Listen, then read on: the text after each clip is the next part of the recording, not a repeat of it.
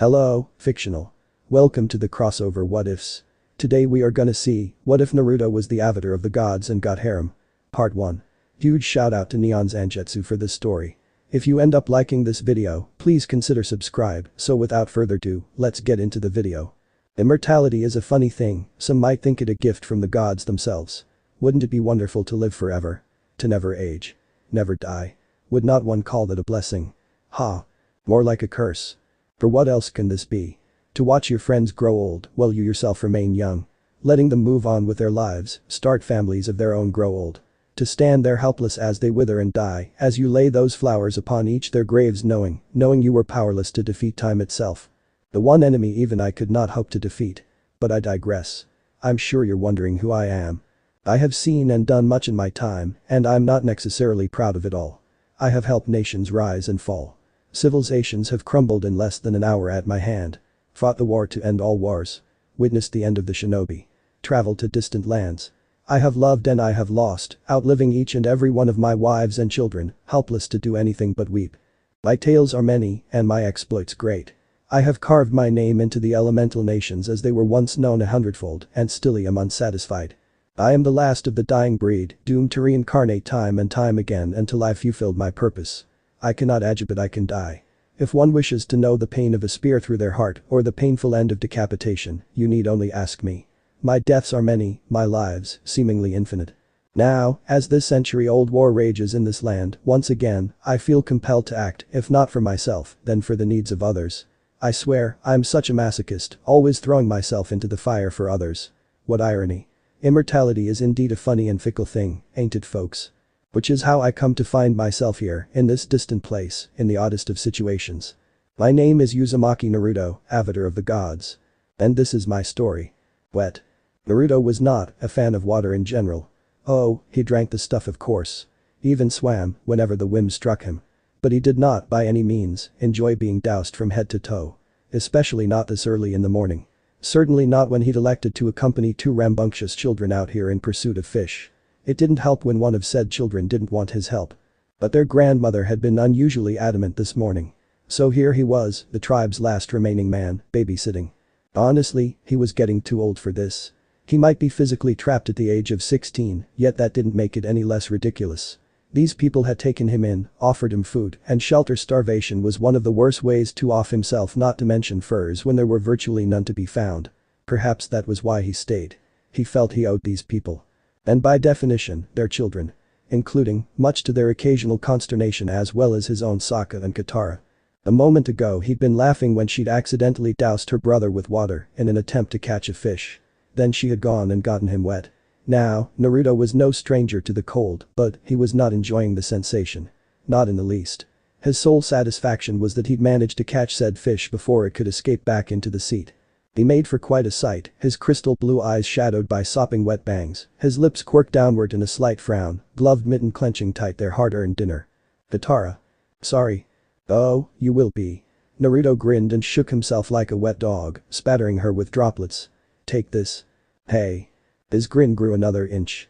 One good turn deserves another oi. He nimbly dodged aside when she flung a small wave at him in retaliation, thus dousing Sokka even further. The small torrent violently tore the boy's spear from his grasp just before he could successfully skewer his first fish, sending his precious weapon arsing end over end before finally sinking to the water below.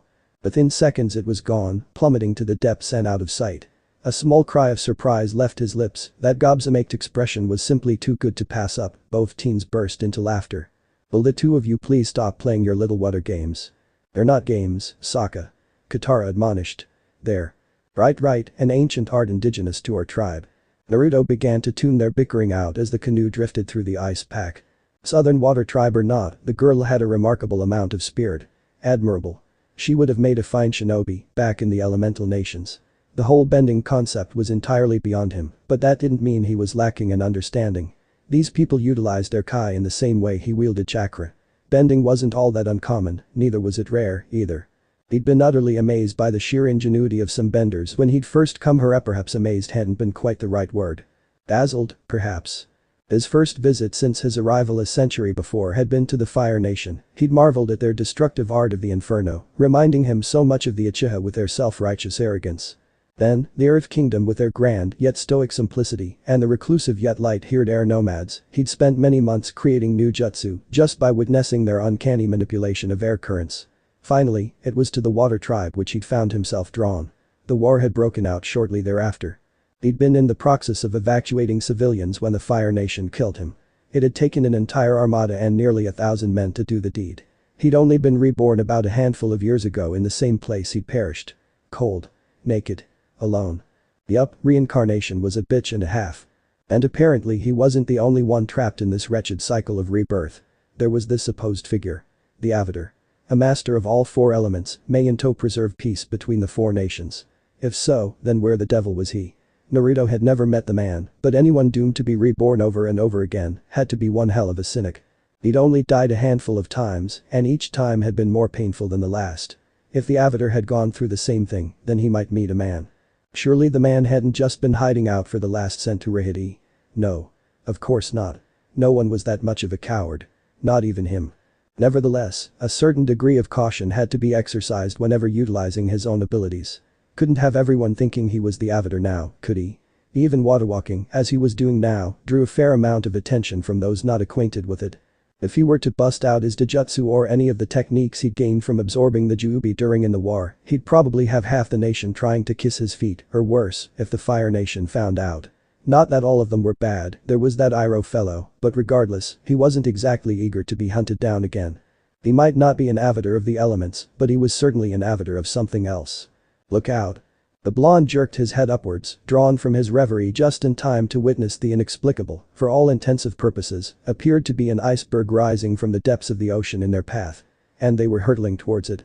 The subtle exertion of Shinra Tensei prevented Sokka and Katara from dashing their canoe against this great glacier, but only just, they were still flung from the boat before he could think to stop them, sent sprawling head over heels in a hilarious tumble of arms and legs.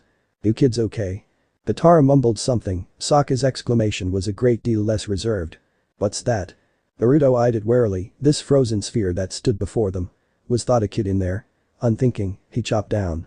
Hard. Hiya. The icy cage split and twined before the savage chop, releasing a great geyser of steam. And light. Did he mention light? Scarce had his gloved hand touched the eerie orb than a beam of light burst into existence, hurtling upward and into the heavens. A frightening sonic boom shook their surroundings, shattering the fragile canoe, shattering beneath the sudden onslaught of air and sound. Naruto hissed. Not out of fear or awe, or even his own sense of self-preservation, but the knowledge that anyone for miles around would be able to see this. Anyone. Including any Fire Nation vessels. Oh crap. Meanwhile. Leagues away, Prince Zuko saw it. And how could he not?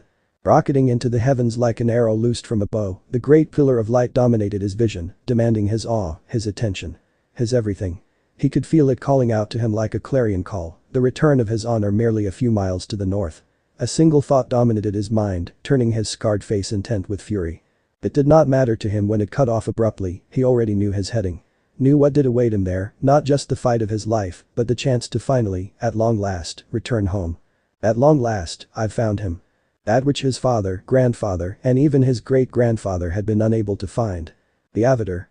With a brisk stride he stalked past his guards and into the bowels of the ship, dutifully ignoring his uncle when he asked to join him for tea.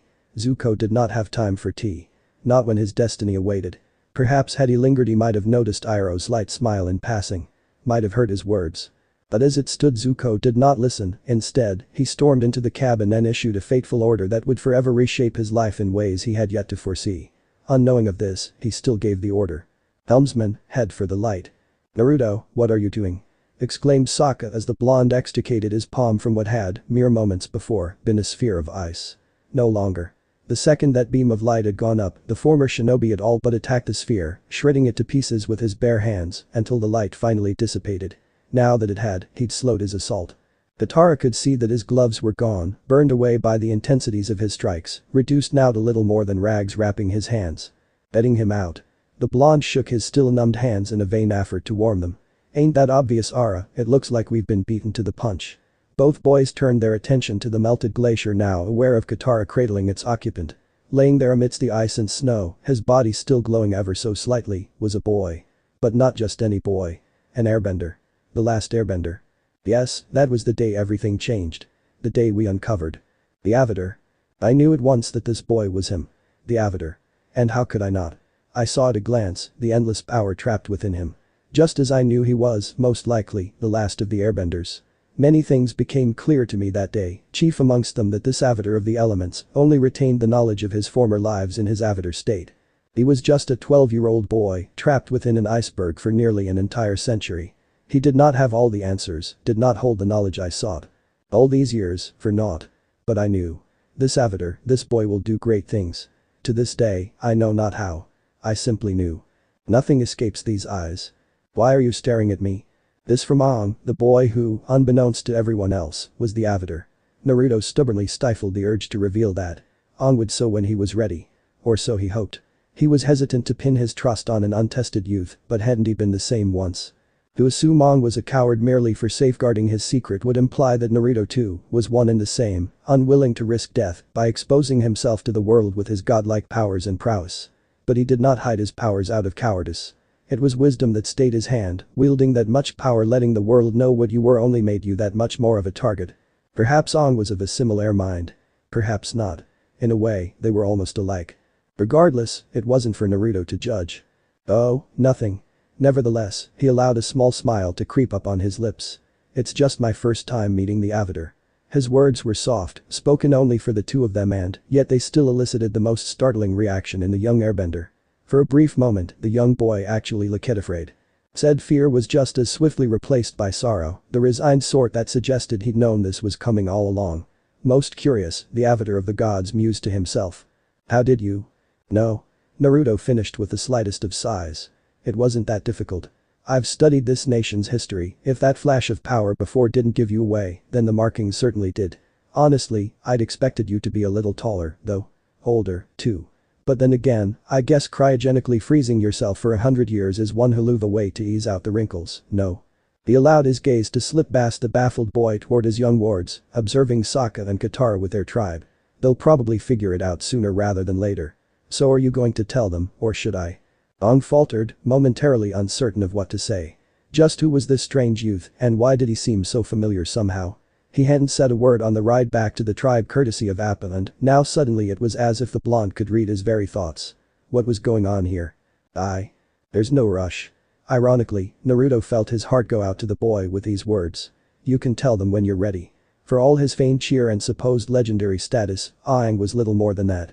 A child. But there was more to it than being young and untested. Aang reminded him of Will himself. He'd been the same way at first, not wanting anything to do with these incredible powers bestowed upon him. In the beginning, he had tried and failed to live a normal life. Looking back, it was rather obvious why he had failed. One simply did not absorb the Juubi into oneself and expect to lead an existence anything short of extraordinary.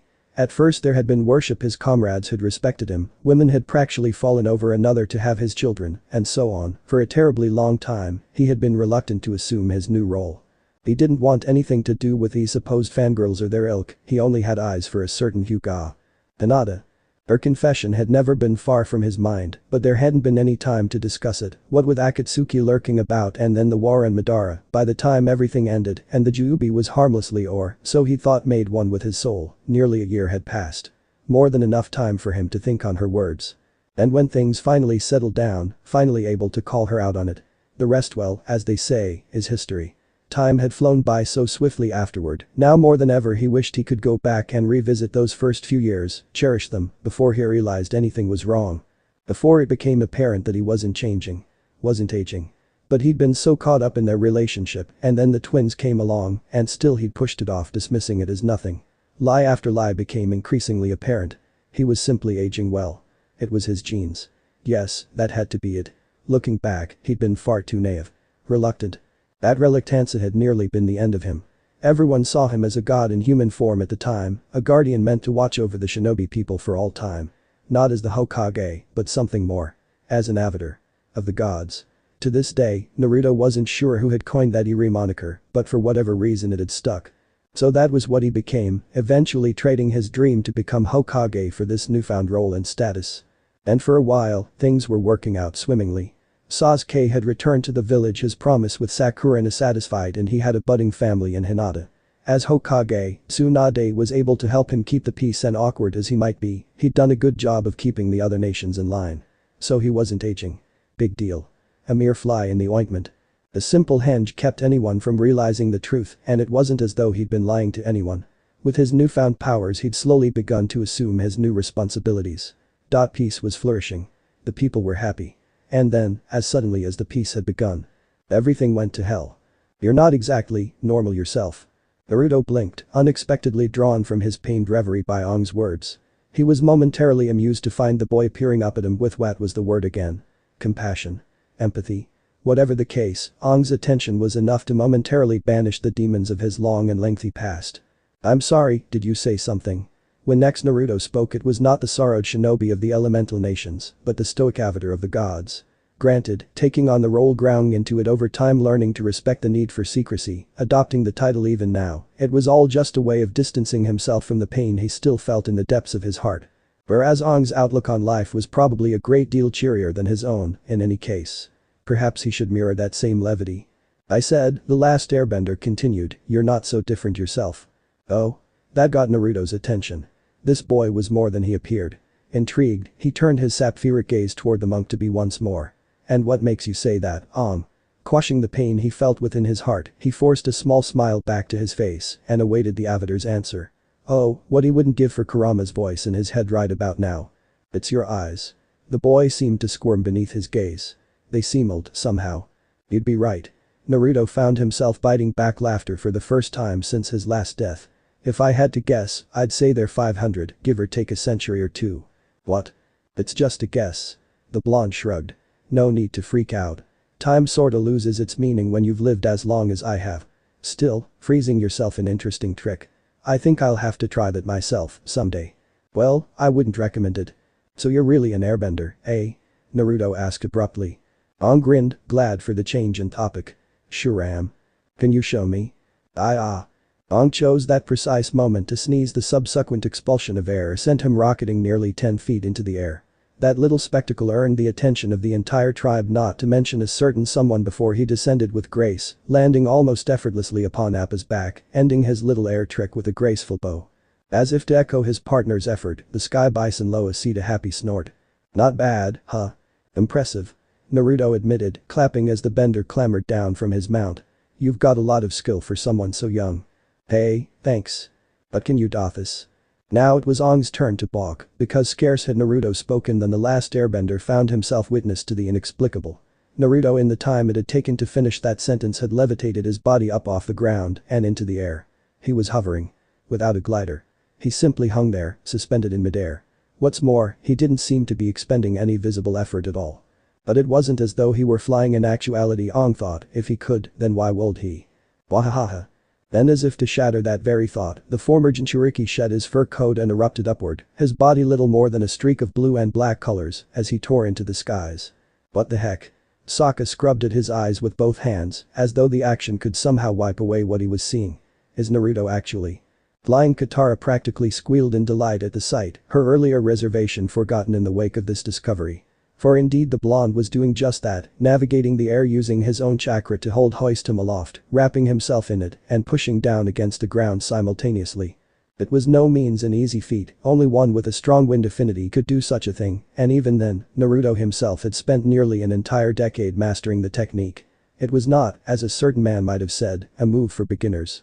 Wow, so you're an airbender, too. I am not a bender. Naruto denied, alighting soundlessly beside Katara. My situation is unique. Like how? Like. He would have said more had not something brightened the skies over their heads. Blue eyes bulged. Incoming. That was all they heard before a massive ball of fire lit the horizon. Aang barely saw the Fire Nation vessel from whence it came before it engulfed their position. But where had this vessel come from? And how had they found them so swiftly? Too late, there was no longer any time for thought. The projectile ripped into the water tribe and sent everything flying. The villagers were only just able to escape the blast radius thanks to their relative distance of the explosion. Katara wasn't so lucky. The detonation flung her and Sokka away, sending both brother and sister sprawling in the snow.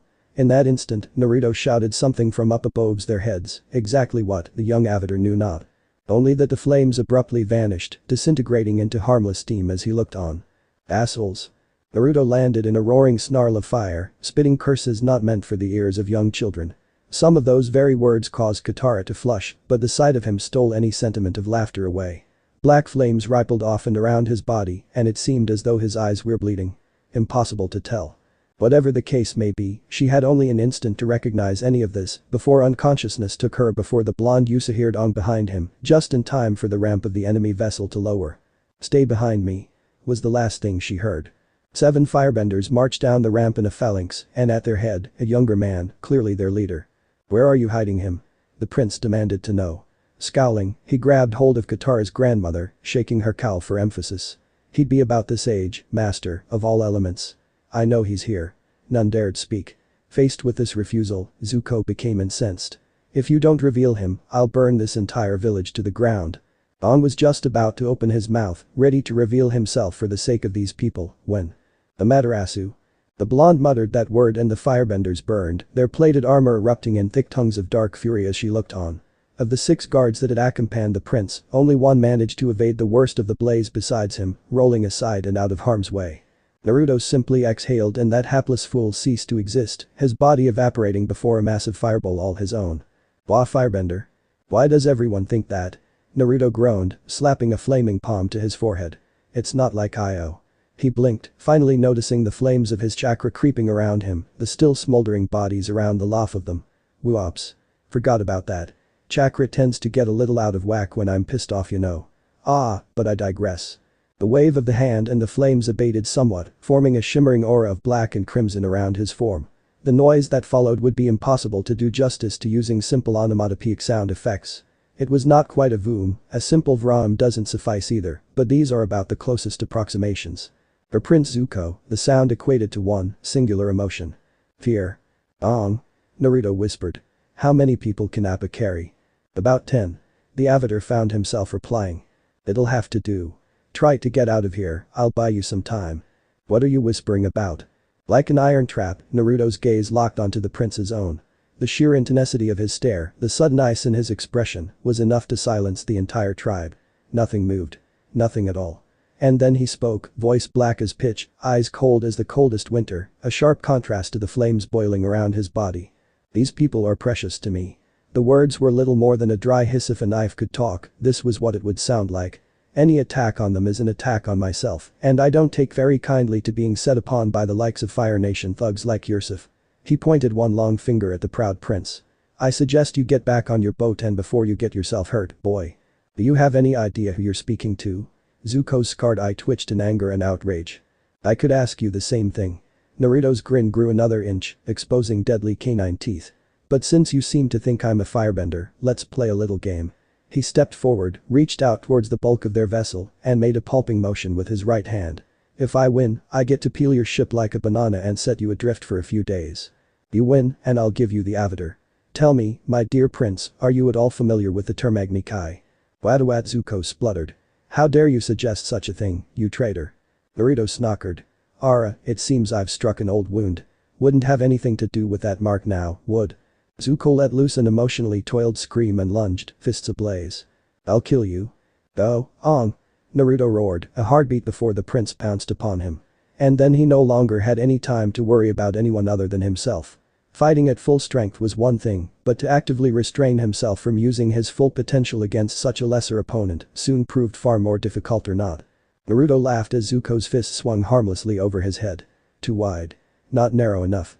The blast of fire that came with the strike was batted aside so effortlessly it may as well not have existed at all. Was this what amounted to taijutsu these days? Pitiful. Absurd. He clapped his hands and flung them outward. That easy, effortless gust of wind chakra was all it took to keep the boy off balance and somberly off his back. He simply couldn't make any progress against the headwind. "Ha!" he scolded. "What's wrong, Zuko? Your great-grandfather was better than this." The prince snarled, utterly unaware of the bison rising behind him. "Fight me like a man, Avatar." Naruto scoffed and spat a small fireball. "Look," the blonde drawled as he battled the boy backwards, "how many times do I have to tell you I'm not the Avatar?" His words ended in a resounding whoosh as he summoned forth a great geyser of water from deep within his stomach, spewing the violent wave forward, extinguishing the fiery blast and bowling the prince head over heels. But the young firebender simply would not go down. Scarce had he fallen than he was up again, flinging himself at the former Jinchuriki in furious fashion. "Stop lying." He snarled between blows, only the Avatar could manipulate the elements like that. Naruto's deadpan was barely concealed. "Oh, for the love of Aphine. You want me to fight like a firebender? Naruto shrugged, and it suddenly seemed that a great weight had been lifted from him, a tremendous effort he no longer had to sustain. Then I'll fight like a firebender. With a laugh he thundered forward, nearly clotheslining the poor prince. What did you do? Zuko hissed, panic edging into his voice as he skittered backwards. Naruto's gleeful expression certainly didn't help any. I decided to fight you seriously. Appa. Aang's voice seemed to come from a great distance, yip yip. Katara managed to open her eyes, but the world wouldn't stay still and stop shaking. The ringing in her ears wouldn't stop either. Sitting up was not as hard as she expected, but a loud rustling broke through the ringing of her rars, piles of snow subtle shifted, thrown off not by her meager arms, but by the blazing heat of the atmosphere itself. The most casual application of the combatant strength. She could feel the rest of their tribe stirring nervously around her. Small as it was, they all fight on Appa's back, the easier to be fielded to safety. As she stepped slowly back into the land of consciousness, she gradually became aware of a rhythmic crashing noise, the footfalls of a sprinting giant. Her Kai sense was the last to return, and with that to aid her, she was finally able to pinpoint the sources of the noise only a few yards below. Prince Zuko was still furiously attacking Naruto, relentlessly hammering down blows on the blonde's guard, which stubbornly held.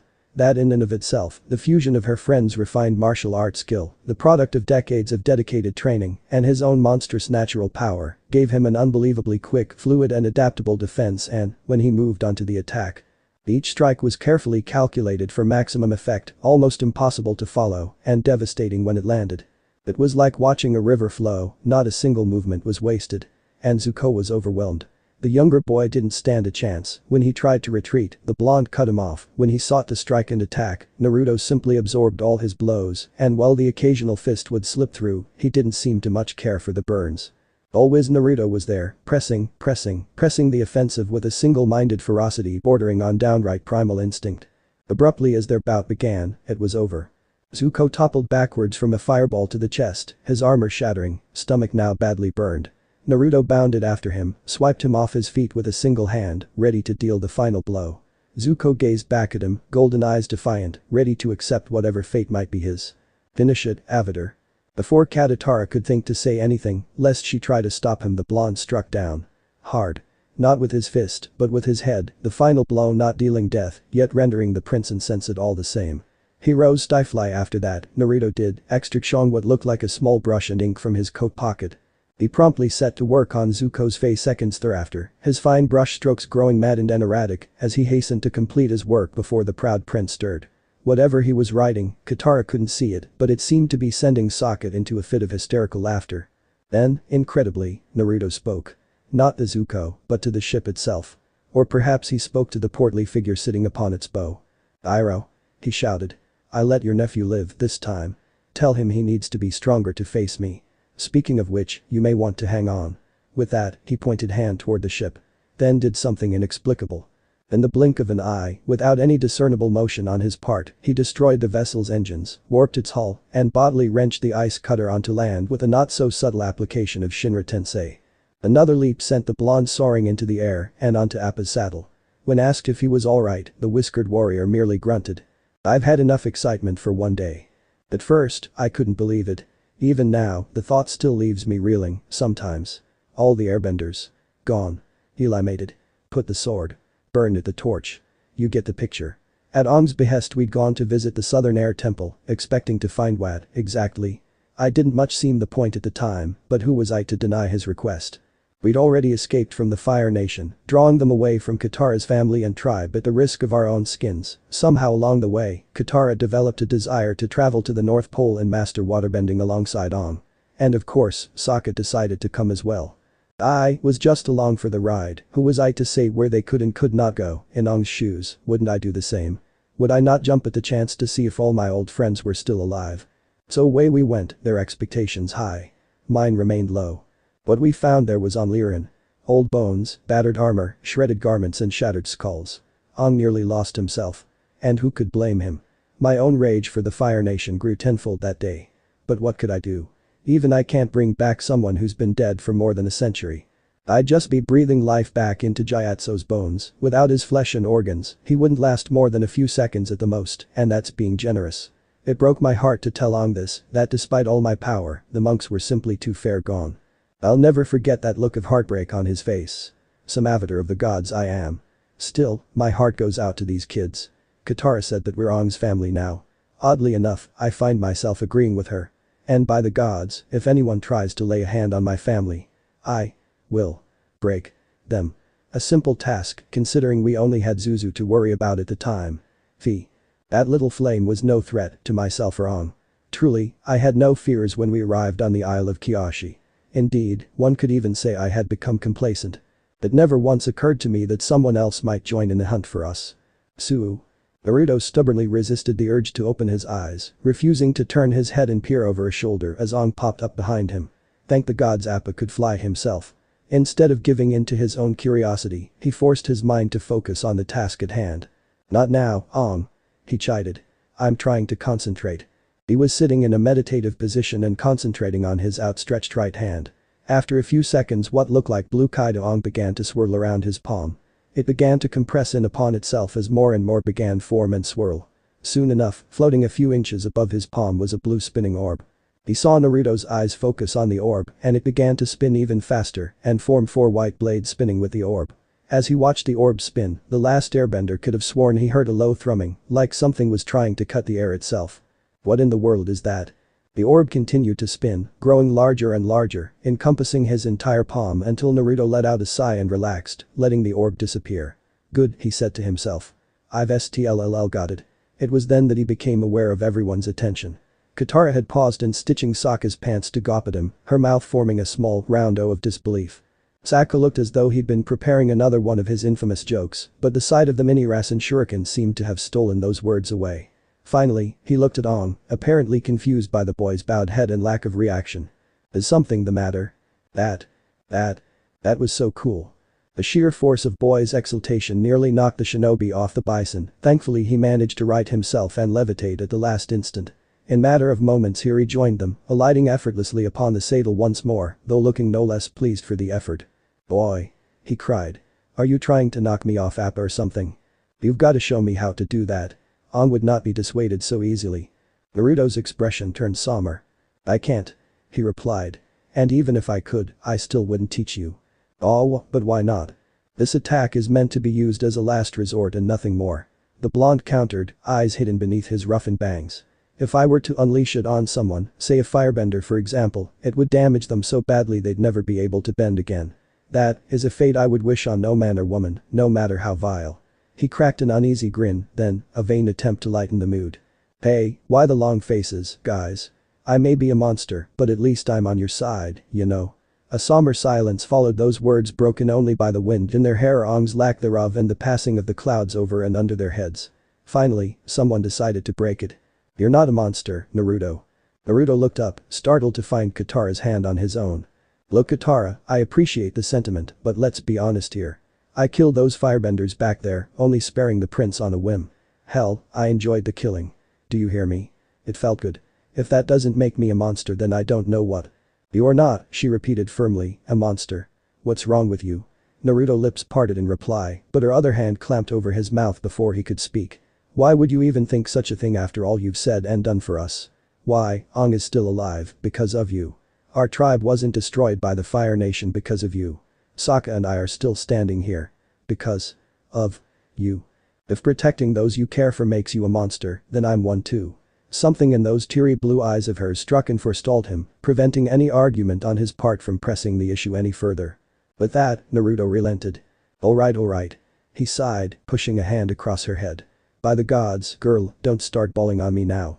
Were you two done fighting? Katara promptly flushed, pulled away, and went back to sewing Sokka's pants. We weren't fighting, Aang. Yeah, Sokka sighed good-naturedly. Stop bugging her, airhead. You need to give girls space when they do their sewing. What does me being a girl have to do with sewing? There was a dangerous glint in Katara's eye now, an accusatory tone that, for those who knew her, would cause them to duck for cover. Sokka made the foolish and nearly fatal mistake of pressing the issue. Simple. He replied, uncrossing his arms behind his head. Girls are better at fixing pants than guys. And guys are better at hunting and fighting and stuff like that. It's just the natural order of things. Naruto and Aang simultaneously facepalmed, they recognized the verbal gaffe, but did Sokka? Nope.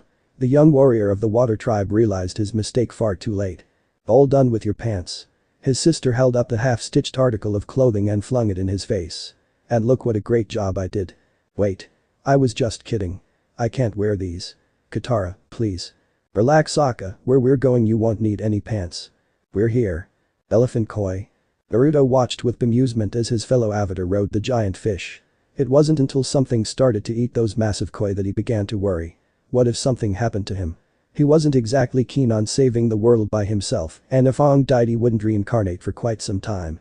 Not to mention he'd be reborn in the water tribe, and any chance of him learning airbending would go out the window. Gah. A small chuckle fled his lips, unbidden, as Aang sped away from the gigantic creature, running across the water's surface through sheer speed alone, before slamming into Sokka seconds thereafter. In the end, his efforts weren't even needed after all. What was that thing? Katara wondered. I don't know. Naruto already knew. Probably an Inagi. He stepped back toward the shallows whilst Katara went to check on Aang and her now considerably battered brother. They're native to these parts, after all. Well, Inagi or not, I'd rather not stick around. Sokka decided, dusting himself off. Time to hit the Ruua. What the heck? Everything happened so swiftly. One moment they were standing beneath the trees, listening to Sokka. The next, 4 shadows leapt from the branches and attacked them. In the time that it took Naruto to turn his head, Sokka, Katara, even Aang and Momo were all subdued, bound and blindfolded, thrown down to the sands at his feet. Naruto was spared only because he'd been standing near the beach. It gave him just enough time to realize their attackers weren't men as he'd first suspected, but women. No, not even that. Girls. Oh, Sokka is gonna be so pissed when he wakes up. Then the girls turned around to face Naruto. It was impossible to distinguish one from the other, he realized, what with the white makeup that covered their faces entirely, those red and black accents around their eyes lending their visages an almost regal appearance beyond the metal headdress and armored battle dress they wore. These strange female warriors looked at him for a long instant before turning to face him as one, the combined movement causing their armored dresses to rustle, ever so slightly. It wassailing in a way. To say anything less would belittle their strength. Despite himself, the blonde felt the beginnings of a small smile work its way across his whiskered visage. I didn't suppose we could sit down and talk about this over a cup of tea. Suddenly, and without warning, one of them attacked. Naive. Naruto simply swung his hand forward and punched with a fifth of his full strength, the sheer shockwave of the strike, summoning forth a great gust, ripping her from her feet and hurtling her across the beach. He'd sked softly as she skidded across the sands in a tangle of arms and legs. He'd forgotten just how fragile the people of this land could be. And we just discussed this like civilized folk. He addressed the remaining 3, hoping to refrain from further violence. It was not to be. They struck up their fans and moved to encircle him, but slowly this time wary of this sudden and unseen burst of power. Their painted faces betrayed very little, perhaps the slightest twinge of concern for their injured kin, but nothing more. Look, this is pointless. Naruto continued. You're just going to end up on the ground like her. When the fate of their ally did not dissuade the remaining 3 warriors, the avatar of the gods took it upon himself to strike respect into their proud hearts. Not with close combat of course, even he might find himself at a bit of a disadvantage when holding back and facing 3 warriors like this in their native land. So, the knuckle-headed ninja did what came best to him. He improvised. 4 flicks of his fingers summoned forth a massive dragon of water, its golden eyes narrow and intent as it took stock of the 4 girls, their fallen comrade having only just reclaimed her footing. Interesting. So these girls were capable of withstanding him at a feeble fifth of his strength. One of the warriors saw fit to give voice to her awe. What in the world? Suryu no Jutsu. Water Dragon Jutsu. Naruto exhaled softly and abruptly loosed a tentative leash he kept upon his jutsu. With a roar that would have put the Inagi to shame, it lunged forwards. 2 of the girls weren't swift enough to evade its watery maw. They found themselves swept away by the roaring tide as the beast impacted upon the beach. Their bodies were wrenched angrily against the trees, twisted to join the prone forms of his 3 friends, coughing and sputtering as the wall of water receded. Do down. Do to go. Resigning himself to battle, the blonde beckoned the remaining huntresses forward. Come on, girls. Let's get this over with. The pair exchanged a hesitant tentative glance. Clearly they weren't accustomed to fighting someone who could actually fight back, certainly not someone of his caliber. But they had their duty and he had his. As one they pounced, their fans little more than a golden blur. He toyed with them for that brief instant, not too shabby amazed when one actually managed to scratch him with her fan before a solid punch broke through his guard. Poof.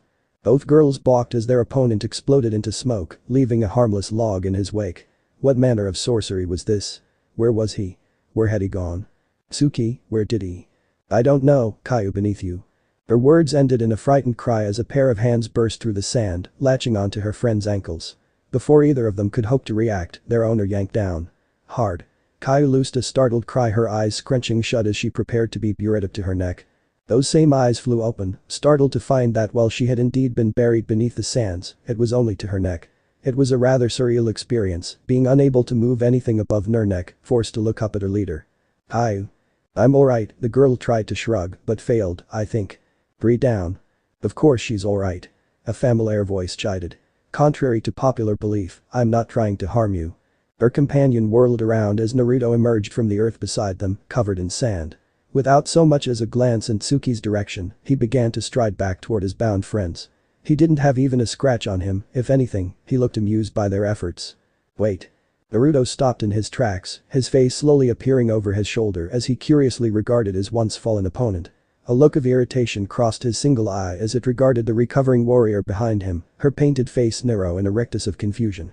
Did you want something? What did you do to her? She demanded to know. Naruto laughed and looked away again. Earth style. He admonished with a waggling finger. Headhunter jutsu. She won't be moving for a while, oh. He gave an amused grunt as Tsuki seized him from behind, her arms wrapping around his shoulders in a full Nelson, and with surprising strength for someone of her size, wrenching him up off his feet. You got me. He laughed as he fell, toppling backwards to the sands. Clever, girl. But. With a hiss, he opened his mouth and spat, expelling a vicious stream of fire in the same instant that his face would have hit the sands. A flash of recognition flickered through Tsuki's mind just then. He'd used air to send one of her friends flying, water to take down two more, earth to immobilize Caillou, and no fire, could he really be? But that's impossible. Not for me it isn't. Naruto never let up in his barrage, not once. Each blast pushed him another inch up into the air and caused the temperature to spike.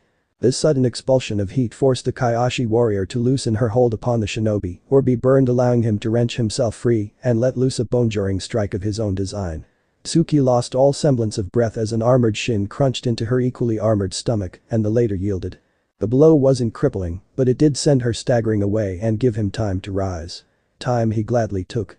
Naruto stood amidst the now glassy sand, his body still shimmering with heat, his hair rippling in the steam created by his last attack. His entire body seemed to ripple with barely suppressed energy, it was like gazing into the sun's light over long, stare at it and you'd only be burned. Enough. He declared. You've fought well, but that last blow's gonna to one helluva bruise. I know you're hurting right now, and I'd rather you not exacerbate the injury. Honestly, the girl expected her to fling herself at him in spite of her injuries and begin her offense anew. Imagine his surprise when Tsuki threw down her fans and fell to a knee. I knew it, she gasped, clutching at her side. LastAirbender. Crap. He'd been too focused again. Me? Why me? He asked with surprise. I'm nothing special. Don't lie. Anger sharpened her tone. You used fire, earth, water and air. No other bender can do that. I suppose you wouldn't listen to me if I told you I wasn't a bender. Sincerity warmed her expression somewhat, so too did her misunderstanding. Look, you don't have to be shy about it, I can understand if you'd want to keep it a secret. But you don't, not Naruto groaned. Oh, for the love awful me out here, ong. MMMPH. The boy's words were muffled around his gag. Naruto sweat dropped. The situation was rapidly unraveling. If this continued, if Tsuki told the others in her village, everyone would think he was the Avatar. A horrible realization dawned on him, one he never wanted to experience again, not if he could avoid it. Can I have a minute to untie my friends? Tsuki nodded. Naruto swiftly did just that, unbidding Katara and the others in the blink of an eye. Strategy meeting. He hissed. Now. What's wrong, Naruto? Katara asked. They think I'm the Avatar, that's what. Sokka adopted a thoughtful expression. And that's a problem. Naruto glared bloody red daggers at him. Look, I've got an idea. I object. Sokka frowned. You haven't even heard it yet, Naruto. Boy, I know you. And I know this is a bad idea. Look, Naruto might not be a bender, but at this rate, everyone will think he is. Right. At everyone's nod, he pressed forward. Well, I sail at them. Naruto immediately opened his mouth to veto that, but Sokka kept at it before the blonde Ong could get a word in edgewise. Now wait just a minute, both of you. Hear me out. Right now, who is Prince Hothead hunting, Ong? You, or Naruto? Who does he think is the Avatar? Katara tilted her head, she hadn't considered that question until this very moment. Ong. Do you know the answer? Naruto. The young Avatar was beginning to see where this plan was going, and he didn't like it. Not one bit. Naruto was of the same mind. It felt like he was stealing the poor boy's thunder. That just wasn't his style, nor did he enjoy wresting the claim to fame away from another. For Sokka to ask such a thing of him, no. he couldn't do it. It wasn't just his humility, he'd worked so hard to keep the Fire Nation from pestering him after his last death, and while he was already living a life on the run, he wasn't exactly keen on advertising his powers. I can't believe I'm saying this, Busaka has a point. Katara. You too. It would give Aang all the time in the world to focus on his bending. The waterbender persisted. Besides, I've seen how much skill you have with the elements. Even though you're not a bender, you could still pass for the Avatar, easily. Why are you fighting us on this? Because I don't want to do it. Naruto argued. And you're forgetting about Aang. How does he feel about all this? 3 pairs of eyes focused upon the LastAirbender. Well, Aang, what do you think? Sokka and Katara asked almost simultaneously. Naruto shook his head rapidly, a silent plea for him to say no. Poor boy, he actually flinched. Does it really matter? Think of it this way. Sokka pointed out, we know for a fact that Naruto can handle almost anything the Fire Nation throws at him. We all know you're strong, Aang, but if something happened to you, well, I don't know what we'd do. The Avatar might be reborn, but there's only one you. Now that we have Naruto, we actually have an option. And while he is the Avatar, just think how much free time you'd have. It'd be even easier to master the elements. The Avatar seemed to consider this. Naruto growled, deep and low in his throat. Horrible idea. Terrible idea. I think it's a winner. Sokka reaffirmed. Says the boy who was beaten by a girl. Naruto hissed. That was a fluke. Beeit. Hey, do you want to save the world or not? That's low. Aang groaned. You guys, I have a bad feeling about this, but if it helps with my training. Let's do it. Sokka turned to his sister. I would like to state for the record that those words did not come out of my mouth. Naruto was still muttering to himself when he stalked back to Tsuki. Every fiber of his being railed against this, but he could see the need for it. As much as he might loathe it, sometimes choices like this had to be made, regardless of whether he liked them or not. With this in mind, he steeled himself to speak. What was all that about? She asked. Just a discussion of how long we intend to stay. The blonde lied. Still, you'd best gather your elders. I have a message for them. And what might that be? A delicate brow quirked in questioning. Tell them that the Avatar has returned. The word traveled like wildfire. The Avatar had returned. And he was upon Kyoshi. One would think it ironic that hearsay could move so swiftly, but it did. Word of mouth passing from a young girl to that of a fisherman on the docks of Kyoshi, from said fisherman to that of an Earth Kingdom trader, work, then a Fire Nation cook, until at long last, those words reached the ears of a certain prince. For a moment, said Firebender could barely believe his luck. Here he had sat down to dinner, resolved to another sleepless night. What? Zuko lurched up from the dinner table, the steaming salmon on his plate now forgotten.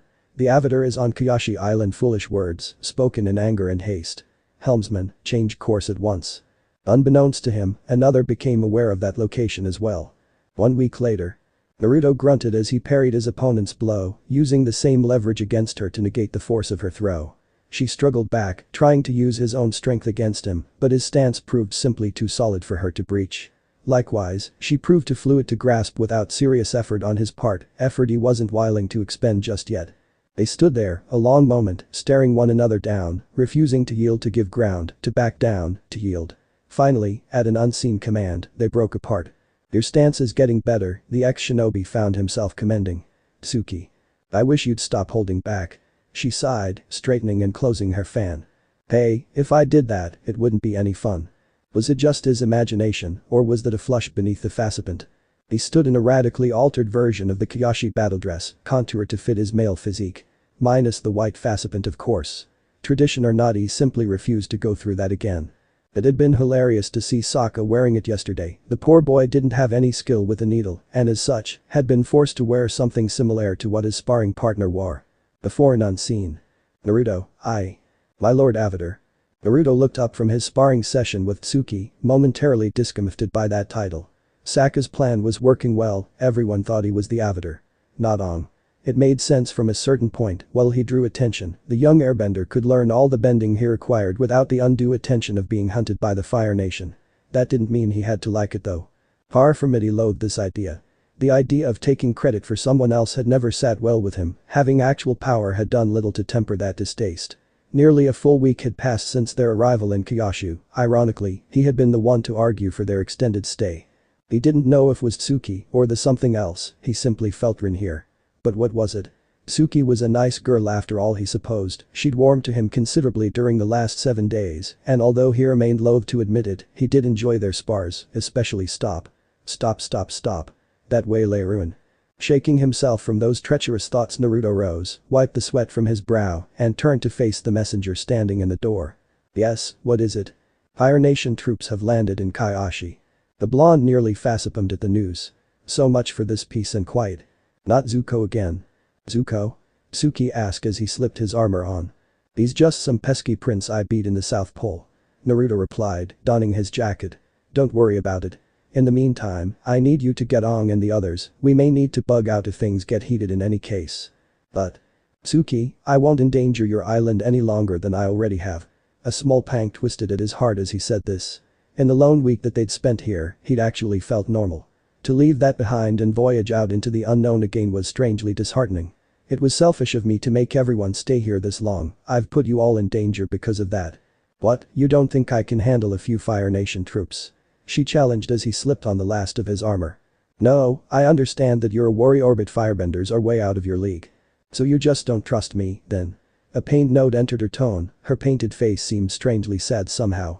Damn it, warrior girl, why won't you listen? Her hand closed around his wrist, holding him fast. Yes, I'm a warrior. She replied, her voice the barest whisper. Something soft touched his whiskered visage an instant later. But I'm also a girl. Naruto blinked, touching a hand to his cheek. Opened his mouth to speak, but it was already too late. Suki, she was gone, leaving him with his innermost thoughts. Where the hell had that come from? Strange creatures, women. Truly. He crossed the streets with swift strides, reaching the docks almost in no time at all. Oddly enough, he didn't encounter any firebenders. That was odd in and of itself. The closer he came to the docks the more certain he became they were waiting for him there. The barge didn't even lower its ramp until he was a few feet away. Nevertheless, he prepared himself for battle. Alright, Prince Hothead, he growled, flexing his fingers, are you ready for round 2? I'd call it round 1. The hell? Naruto was expecting Zuko to step off that ship and face him. Not a girl. Certainly not someone his age. Sheesh, first Suki and those Kaiashi warriors, and now this. Why did he seem to be facing the opposite sex as of late? Was fate messing with him or something? It must be. So he stood there and watched wary as this newcomer surveyed her surroundings. There was something dangerous about her. He couldn't quite put his finger on it, perhaps it was her aura. Or maybe it was the eyes. In any case, Uzumaki Naruto, avatar of the gods, found himself just a touch uncomfortable. So, this is Kaiashi Island. The girl murmured to herself as she disembarked. It seems father was right to plant that spy on Zuzu's ship after all. And now I've beaten him to the punch. How wonderful. She extended her slim shoulder in a shrug. Honestly, what more could a girl ask for? Suddenly wary, Naruto edged a foot forward. This girl wasn't like the others he'd fought. You're not Zuko. The girl saw him and smiled then, it was a soft, deadly, dangerous thing, that smile. Well, what do we have here? She chuckled. You mean to say you're the avatar that I've heard so much about? Her gaze roamed across his lightly armored body with intrigue, a spark of interest shining in those dark orbs of hers. You certainly are handsome, I'll give you that. But you should be humbled. A hand rose in a fierce flourish of blue flame. You have the honor of addressing Azula, Princess of the Fire Nation. I do hope you've prepared yourself. For? Why, for the fight of your life, of course. Azula said it as though it were the most obvious thing in the world. You didn't think I rushed here ahead of my brother just to have tea now, did you? Despite himself and all his power, Naruto actually blanched behind his guard. Ah, Christ. Then his vision swelled with azure fire. How do I get myself into these situations? Pretending to be the avatar was bad enough. Fooling an island, then the entire world, was bad enough. But to have the Princess of the Fire Nation gunning for me straight out of the gate. That was too much. I'd never once asked for this responsibility, but now, I'd taken on even more. Now, all of Kaiashi knew who I was. And they were depending on me. Not on me. A fake. A phony. I was an avatar but not the one they needed, certainly not the one they wanted at any rate. That realization still rankles me to this very day. But I was all they had at the time. And who could do it if not me? And who was I to let them down? So I did what I did best, I kicked asses and took names. Little did I know the consequences of that battle would change everything. What's wrong, Avatar? Azula laughed arrogantly as the blonde backpedaled steadily in retreat. Afraid of fire? You should be. Now hold still. And let you burn me? I think not, Fire Girl. Naruto stubbornly resisted the urge to give in to his own anger and attack, refused to play to his enemy's strategy. Instead he continued to bob and weave, leading the proud princess on a winding path further and further away from the village. Avatar or not, he wasn't willing to risk innocence just for the sake of his own glory. But this was swiftly becoming tedious. He thought to lead Azula and her troops away from the village. In that at least, he'd been partially successful. Azula had chased after him like a moth to flame, leaving her troops to remain behind. Even now he could see the fires beginning to burn in Kyoshi, tongues of ember creeping through those thatch roofs, their rosy hues mingling with that of the setting sun. He silently prayed Suki had made it to Aang and the others in time, that they'd be able to handle themselves. Of course they would. They had Suki and the Kyoshi warriors backing them up after all, and it wasn't as though they couldn't handle a few firebenders choked. But that left him dealing with the princess. Alone. He was swiftly beginning to regret that decision. Azula wasn't a damn thing like her brother. These strikes of hers were precise and perfect, hardly a flaw to be seen amidst them. And that was without the firebending. Those grand sweeps of fire, those azure flames, were proving a great deal warmer than he would have liked. A mere trifle to deal with at full strength, but if he were to do that here, he'd wreck the entire island. Perhaps even destroy it altogether. Still, they came closer and closer, those blows did, with each instant he tarried, singing hairs and leaving burns, albeit small ones, upon his face. Injuries he was certain would take days to heal. Days, instead of seconds. It was one of the few perks he'd forfeited by absorbing the Juubi. For all the incredibly power he'd gained, all the awesome abilities of Sharingan, Rinnegan, and mastery over all the elements of Shinobi, there had been one mortal drawback, one flaw to all the perfection he'd gained. Naruto couldn't regenerate. At the very least, not instantaneously as he once had. Not anymore. In the beginning, he'd healed relatively swiftly, but with each passing death, his healing had grown slower and slower. Now, he felt every near miss, every burn that seared itself into his visage. And he endured. Never once did he strike back, ever retreating, always on the defense until he was certain, absolutely certain, that he'd escaped the blast zone, given Kyoshi village and an acceptable radius of distance. Finally, enough was enough. Mukake's. His hand shot forth to meet Azula's, the first direct confrontation since she'd tried to attack him back in the village. Flame met a headwind, and the former yielded, snuffed out like a candle in the wind, do excuse the pun, a heartbeat later. All that remained was the faintest wisp of steam curling outward from her first. The princess frowned, but quickly regained her confidence when the blonde drew back and adopted a familiar stance. He was going to fight firebending with firebending, then? Interesting. And were those black flames forming around his fists? Truly, this young man continued to astound by an eye. When he moved, she barely saw him. One moment he was standing across from her, arms raised. The next his fist slammed into her cheek, sending her neck, followed by the rest of her body, snapping to the side. The sheer force of that single punch launched Azula halfway across the plain. But the surprised grunt, the light-skinned princess went flying down the training ground, a trail of dark blood following her body through the falling debris. Naruto breath caught in his throat, hitching as he struggled and failed to suppress a laugh. He watched as Azula's limp body slammed against the stones once gravity took hold of her skin skidding across the ground as the momentum continued to drag her over the earth. Her feet were suddenly free from the ground as a burst of fire from palms carried her over the sun-soaked terrain, stopping her just short of smashing into a nearby boulder. Just as Naruto had suspected, a roundhouse blow in his restrained form that would have floored someone like Zuko had only left the girl slightly out of breath, dizzy perhaps, but still very much in the fight. Not to mention pissed. By the gods, I really need to stop holding back against these firebenders, they're just too tenacious. So you've finally decided to fight back? Azula didn't even bother to keep the smile from her face as she picked herself up. It's about time. Naruto risked a glance for his surroundings. Kyoshi could be seen on the shoreline, only a few miles away now. It would have to do. Something like that, yes. He replied, quietly cursing himself for not finishing the little hellcat when he had the chance. We've retreated to an acceptable distance, in any case. Oh? A delicate brow arched in benign amusement. And here I thought you were running away, but you were trying to save the village, weren't you? How quaint. She chuckled, then, it sounded oddly girlish emerging from the mouth of a hardened killer such as herself. Well played, Avatar. Her congratulations dripped with derision. Well played indeed. But it doesn't matter, not really. My men are the best of the best. If those peace-loving Kyoshi warriors refuse to see reason and surrender, they'll simply burn your precious village to the ground. Of course, if you surrendered yourself, I could always convince them to put the fires out. Is that so? It is. The blonde smugness infuriated her, but Azula refused to let it show. So what do you say, Avatar? If you come quietly, I might be able to put in a good word for you with Fire Lord Ozai. Oh, isn't that kind of you? Naruto's words dripped with false sweetness. And to what do I owe this kindness? To his surprise, Azula actually flushed. Is it so wrong for me to be kind to a potential captive? On so many levels. Naruto's deadpan was barely concealed. Well, in that case, I hope you enjoy watching your precious village burn. Actually, you might want to take another look. The blonde raised a long finger and pointed. I don't think your boys will be burning anything anytime soon. Against her better judgment, Azula did just that. What she saw there astounded her. There, rising in the distance, was some sort of sea serpent. There could be no other word for the giant Inagi.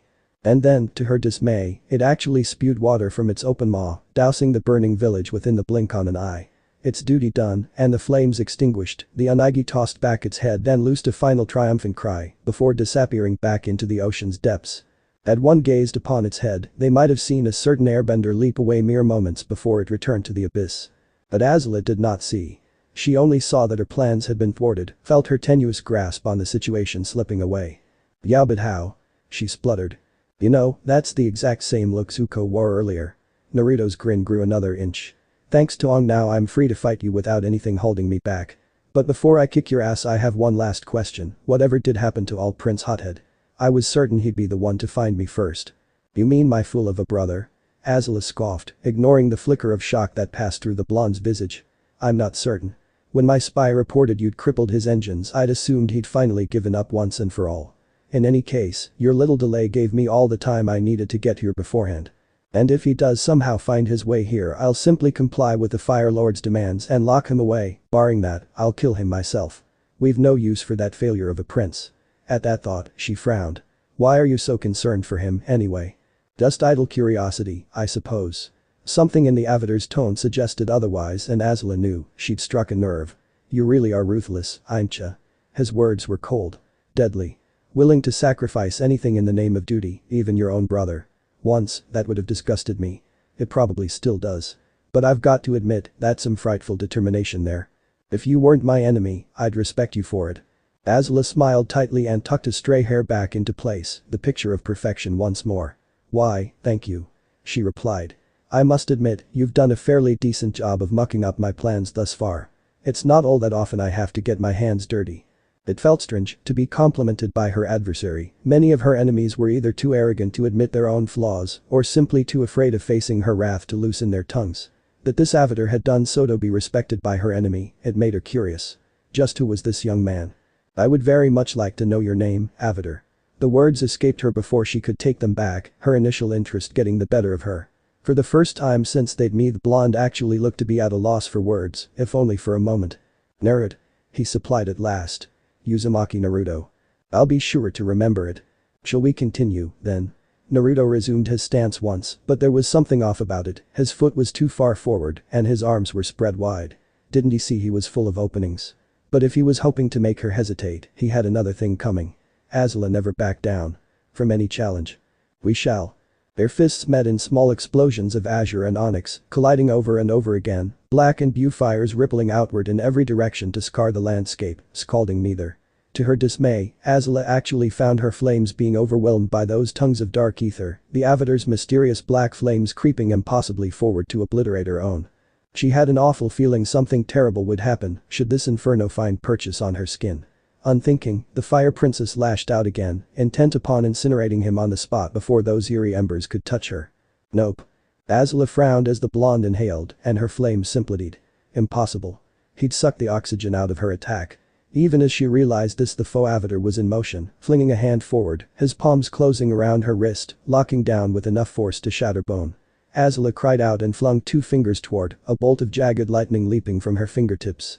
The blonde didn't even bother to release her, he just dipped one hand down, caught the bolt, and redirected it with a single hand, sending her penultimate technique hurtling off into the distance.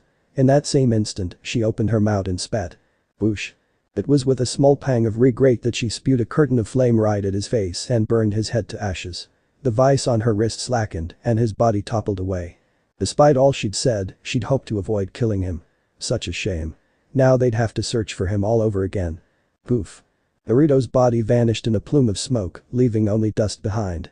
Azula blinked, her mouth opening in a small round O of shocked surprise. Was this what happened to the Avatar's body when he died? Where was he? Surely the Avatar didn't just poof away like that when he died.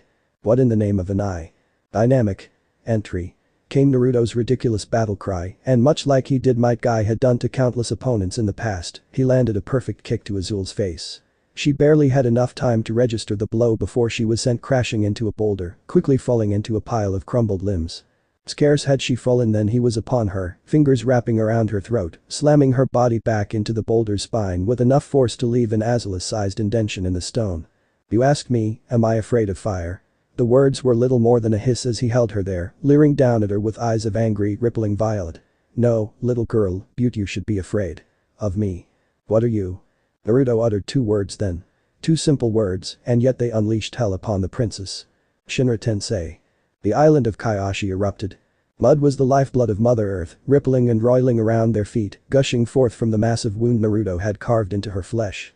There could be no describing the force that drove Azula down, deep into the ground's embrace, only that this massive, unseen push did, reducing her armor to ash and snapping a rib like it was glass. What strength. What power. She'd been overwhelmed in an instant, made as helpless as an errant, disobedient child. She could taste the blood in her mouth, barely see the light of day. Was it her hair, torn free from her bun, that shaded her vision so? Or was she dying, her life leeching away despite all her best efforts to grasp that feeble thread? The booted foot struck her stomach, driving her deeper still. Sure enough, the avatar stood there untouched, his foot planted firmly in her stomach, pinning her to the soil. "What are you?" "I am the hope of this world." The blonde replied, violet eyes leering down at her. "I am the answer to all living things that cry out for peace. I am protector of the innocent. I am the light in the darkness. I am truth. Ally to good. Nightmare to you. Now say it. This is your last chance. Say you're sorry. Apologize for what you've done." "I'm sorry." The words tasted like bile in her mouth. She hated every instant of it. Naruto took his foot off before looking at the princess for what felt like a small eternity. Was it her, or were those eyes violet, all of a sudden? "No, you're not. Not yet. You will be. Someday." He slammed his heel back down on the girl's stomach, yet again, this time with gusto, causing her to roll over and dry heave. Naruto took that opportunity to grab hold of her head and slammed it into the ground, causing a crack to appear in the earth, a fissure spreading half the width of Kyoshi Island. That was all it took. A single head slam at full strength and the princess of the Fire Nation died. Her last thought was not of home, nor was it of family before the sweet blackness took her. It wasn't even of how she'd been beaten, although her impending death rankled her. It was knowing that there was someone out there, someone incredibly strong, who respected her. Not for her title, or even her bending. But for the single, mindless determination that drove her. The desire to be the best. To stand above everyone. It was the only thing that drove her, beneath the violence and the sadism and the cruelty, she simply wanted to prove that, above all, she was the best. And the only one who respected her for that had just killed her. Twisted. But that, Azula of the Fire Nation breathed her last. Naruto stared down at the prone princess for a long moment, considering. He should just leave her. Let her stay dead. But, he'd seen the potential for goodness in her, no matter how slim. And for all the cruel things he'd done over the years, he just couldn't let her stay dead. Not with a clear conscience.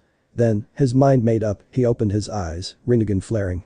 It was an easy matter to call her soul back to her body, to heal her wounds, repairing the massive internal damage, knitting her spine and ribs back together with careful applications of chakra.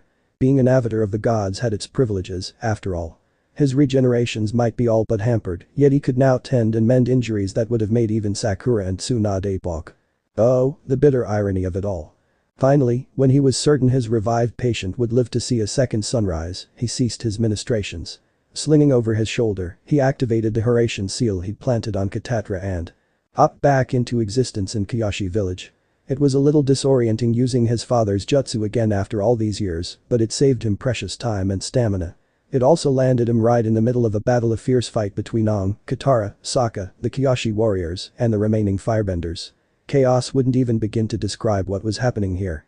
Apparently at some point during his one-sided battle with Azula, Zuko had finally made landfall. It was his forces, hardly those of the princess, who were laying waste to the village now, rather difficult when one considered everything was still soaked by the Inagi's water. "Naruto. When did you get?" He dimly registered Katara's voice in the back of his mind as he ducked under a fireball using the Rin Tensei. No jutsu had left him far more drained than he would have liked, but he still had more than enough juice to spatter a few Fire Nation soldiers. But he had neither the time nor the patience to deal with them. Enough. His voice cracked like thunder, commanding silence and flooring everyone present, ally and enemy included. "You idiots are going to drop your weapons now or be disassembled where you stand.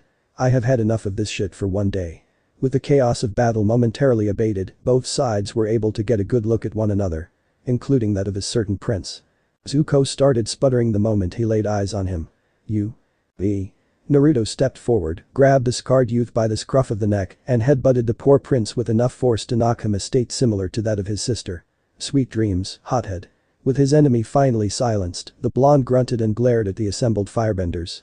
Which one of you meatbags is in charge of the princess here? He growled, holding up Azula. Tentatively, a bearded gentleman raised his hand. Naruto summarily chucked Azula's unconscious body at the man. The poor fellow barely managed to catch his princess before she hit the ground. Then without pause or preamble, he turned to address the other firebenders. Iroh. He bellowed. Get your ass out here. Now. There was a silence as the men glanced at one another. Finally they parted, revealing a rather portly-looking man in Fire Nation garb and armor.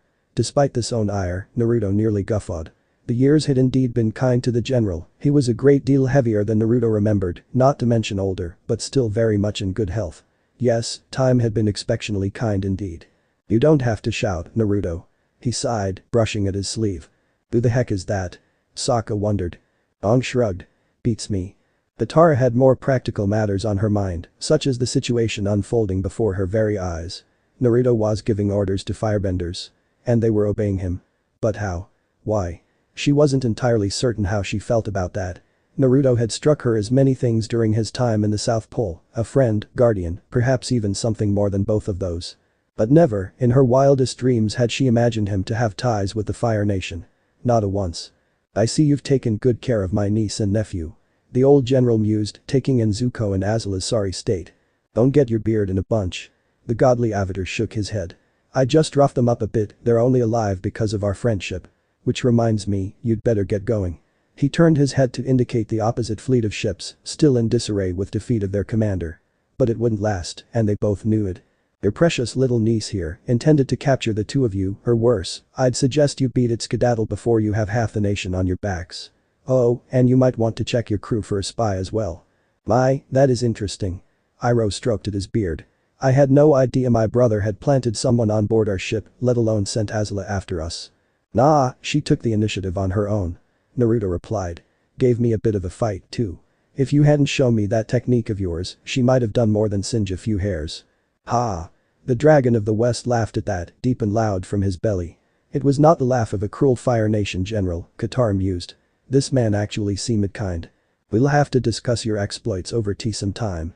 Iroh was saying, accepting Zuko from Naruto as she came back to herself. Provided my nephew isn't trying to kill you, of course Avatar. Naruto barely kept a lid on his emotions in that instant. Somehow, someway, his old friend knew what they were up to. And yet instead of revealing the truth, bringing the lies crashing down around their ears as he could have done, he merely winked. Naruto forced a laugh of his own, silently thanking the gods his old friend was on their side. Ha! So you wanna kick my ass in pie show again? He snapped back, but the words were lacking in rancor. No fair. You know I suck at that game. Muttering to himself, he turned to face Azula's men. Now, listen, and listen good. I'm only going to say this once. You and all of your men are going to take Princess Hothead here, get back on your ships, set sailor. I'm going to make each of you run 15,000 laps around the island. On your hands. His eyes blazed warningly, promising pain to any and all who dared challenge his command. Never in all her life did Katara think to see the men and women of the Fire Nation army, the strongest and mightiest military that this side of the planet has ever seen, cry like babies when they heard what came out of Naruto's mouth. Yes sir. The blonde declared, I'm going to bed. I'm getting too goddamned old for this shit. I never paused to consider the consequences of that fight. The ramifications. There simply wasn't any time to dwell upon it. Kyoshi was saved, but our time there was done. Although we defeated the Fire Nation and forced them away from the island, I knew that our very presence would attract unwanted attention. And so we departed, first thing the next morning. I barely even had time to say goodbye to Suki. Strong girl, that one. I could tell that she wanted to come with us, but she knew her duty lay with her people, to help them rebuild and garrison themselves against the threat. So we departed, leaving her behind. Or so I thought. Turns out Kyoshi warriors rival shinobi in terms of stealth. By the time we realized she'd stowed away under one of the tarps, we were already halfway to the nearest settlement. That certainly made things missing when the others discovered her. Our travels were little more than a blur after that. Even the Earth city of Amashu.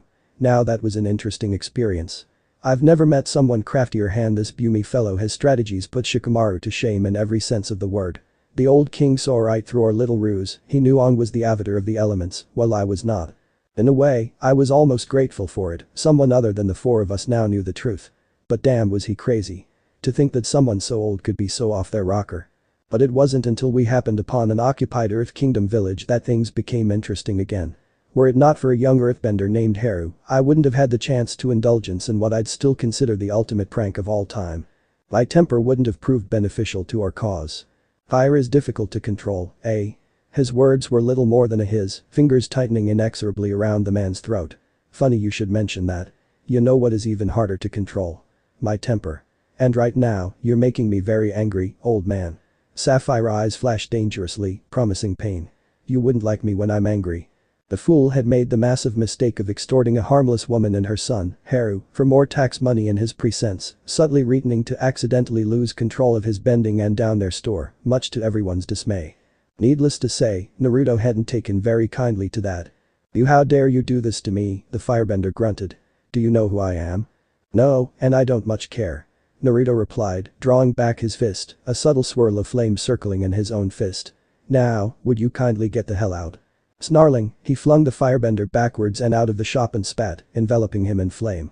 It didn't so much kill as it did burn, sending him and his guard shrieking away as they struggled to put out the blaze Naruto had started on their behinds. "And don't come back." There was a moment of quiet as their shrieks died away into the distance and everyone burst out into laughter and guffaws. "Priceless." Suki burst out between giggles. "That was amazing." Haru grinned. "I had no idea you were a bender." "Man, that was priceless." Sokka agreed with a cackle. "I guess you could say they really got burned on that deal, huh? Huh? Get it? They're firebenders, and they got burned." Silence. "What, does no one get the joke?" he complained, sullen. "I thought it was pretty good." "Stick to sarcasm, Sokka." Katara chided with a smile. "Still, that was better than what I had planned, Naruto." As always, the blonde never ceased to amaze, or barring that, outright astound. Now that the little snafu with the Fire Nation was temporarily behind them, she was reminded once more why she'd come to admire the blonde. In that, he and Aang were alike. Naruto was never the sort to stand for corruption or injustice. He didn't care what the consequences were. He simply did. Suki was of a similar mind, she would have been the one to attack if Naruto hadn't done something. "Thank you." Haru's mother spoke up suddenly, garnering everyone's attention with her words. "It has been so long since someone stood up for us." "No one." Suki seemed to speak for everyone when she said this. "Surely someone's tried to do something. Anything." A sinister pall fell over the group as one they began to realize just how much these people were chafing beneath the Fire Nation occupation. "No." The woman shook her head, confirming their worst fears. "Not since Haru's father and the other earthbenders were taken to the prison." Naruto's ears twitched, the beginnings of a smile started to form on that whiskered visage. "Did you say prison?" "Yes, he and the other earthbenders were taken there about 5 years ago." "Impossibly," Naruto's grin grew. Sokka was the first to recognize it. "Oh no." "Uh-oh." Aang blanched. Katara seconded the sentiment. "I know that look." "What?" Suki looked from Katara to Aang, even to Sokka. "What's wrong? Why is he smiling?" "I'm afraid I don't understand what's going on." Naruto chose to ignore those words. "I see know what we're going to do today." The rest of Team Avatar gulped. Even Suki had a bad feeling about this. She had no idea what was coming next. Jailbreak. I never really figured out just why I enjoyed breaking in out of jail so much. Maybe it had something to do with my initial disrespect for authority. Perhaps my dislike of the Fire Nation. It might even have something all that time I spent trapped in that blood prison way back when. Who knows? Regardless, I was never really much of a fan of being locked up or seeing others be unjustly imprisoned. In any case, I all but jumped at the chance to do something for these people. They needed a hero. And we just so happened to be there. Plus, it was the perfect chance to unleash my ultimate prank. I'd been looking for a good excuse to cause some mischief anyway. But it just so happened to manifest in this time of need was nothing short of a blessing. We made our plans that night, the 6 of us 8 if you count Appa and Momo, and I could see there was some skepticism at first. Why wouldn't there be? This plan essentially hinged on myself, Aang, and Haru.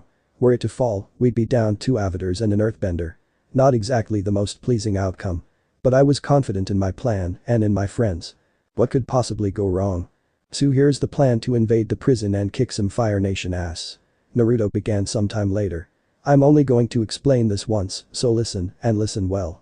He gathered them all together in a nearby bar, the 8 of them. Himself, Katara, Suki, Sokka, Aang, Appa, Momo and last, but certainly not least, Haru. Night was falling on the village. Tomorrow they would enact this gloriously devious strategy to free Haru's father and all the benders from Fire Nation Kamo. Now, first, we scare the hell out of the little bitches. Naruto. The blonde sighed as Katara whacked him on the shoulder, the only part of him she could reach. Sorry, forgot about the swearing. Oh, leave him be, Katara. Suki paused from stroking Appa's chin to shake her head. He's obviously set on this. And it's not like we can leave those people trapped. Naruto opened his mouth to agree. That was when he saw the moonlight striking her face. She turned away from him, returning her attention to Appa, and for this, he was suddenly intensely grateful. It means she didn't catch him staring.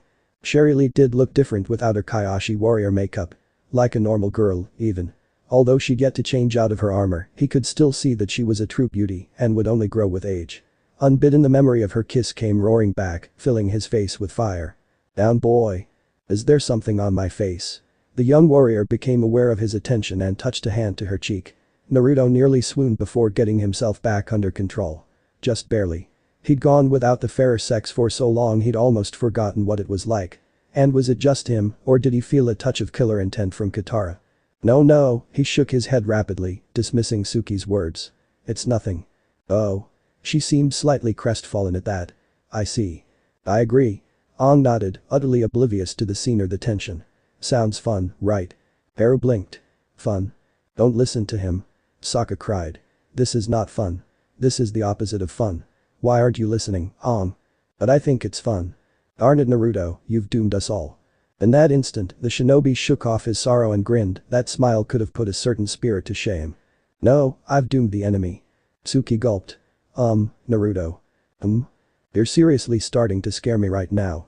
The blonde's grin only grew. Good. He chuckled. Then it'll terrify the Fire Nation. Now here's the plan. He told them as much, his glorious idea to rescue the prisoners and prank the hell out their Fire Nation's wardens.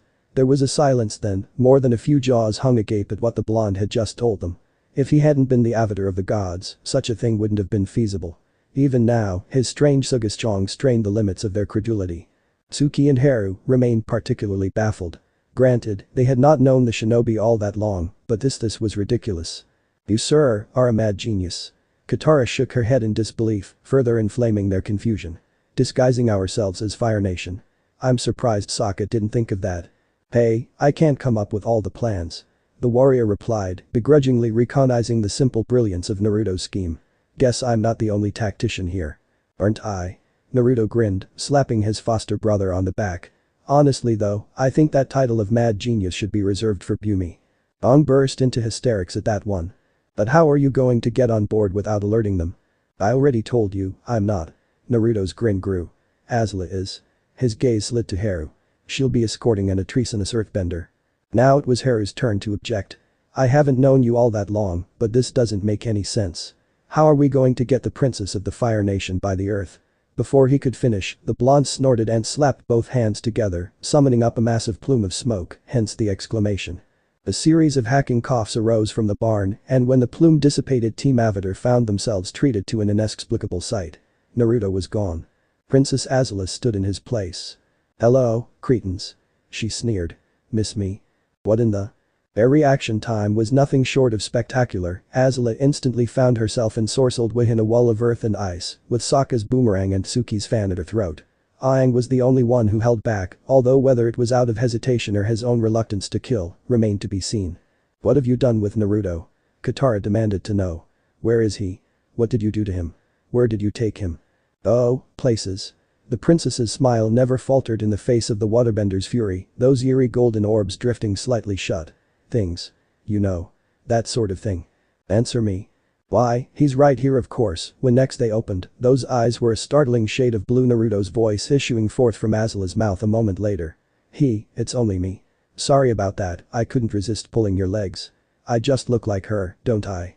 A simple shrug of those slender shoulders swiftly shattered the prison Katara and Haru had encased him in, shooting shards of dirt and broken earth, erupting outwards with effortless ease.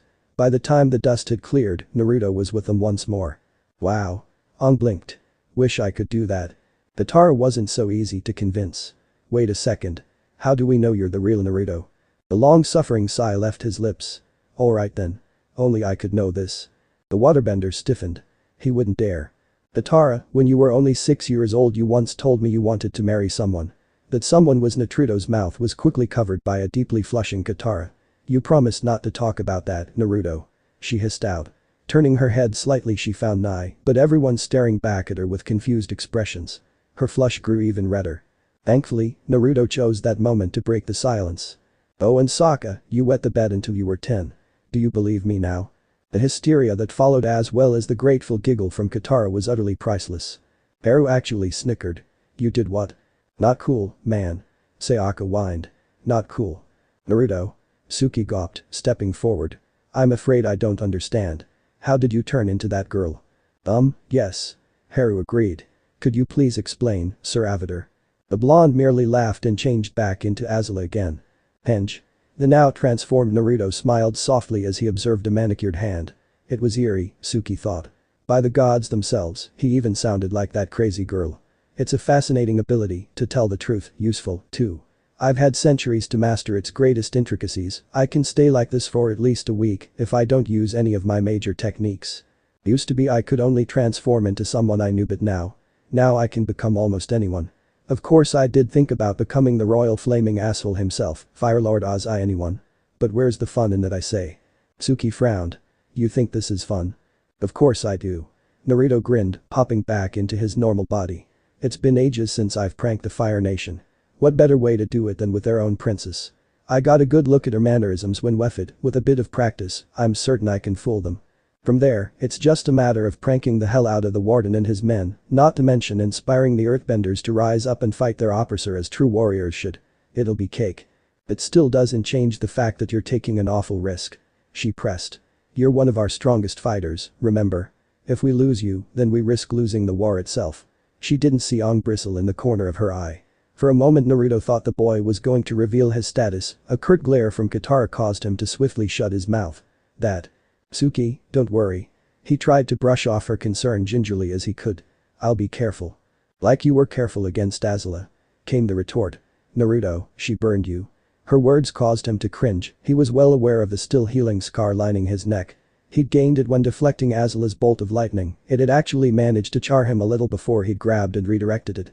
The injury didn't impede him, but it still served as a brutal reminder of what might happen should he ever hold himself back in the heat of battle like that again. That was the first and last time he'd underestimate a firebender. Or anyone, for that matter. That won't happen again. Agitated though he might be, Naruto refused to let it show. If you'd just hear me out. I'm sorry, I can't agree with this plan. It puts you in too much danger. Let me know when you've thought of something less dangerous. She walked away and out of the barn before anyone could think to stop her. The ensuing silence tasted like ash in Naruto's throat. Why was she so worried about him? Suki. She'll be back. Sokka yawned. What matters now is that we get some shut-eye. Obviously, we've got a big day ahead of us tomorrow. I'm going to bed. Naruto groaned as the others grabbed their bag and prepared to turn in, wisely refraining from saying anything. Everyone, save Katara. She alone approached him, realizing his distress, whereas the others did their best to avoid it, not for lack of caring, but out of fear for angering the powerful shinobi. Are you alright? She asked, touching a hand to his shoulder. Naruto feigned a shrug. Was it something I said? She just worries about you. Yeah, I gathered that much. Honestly, he would have said more had not his injury flared up. Tongues of invisible fire shot up and down his neck, a silent reminder of the near miss he'd suffered back on Kyoshi Island.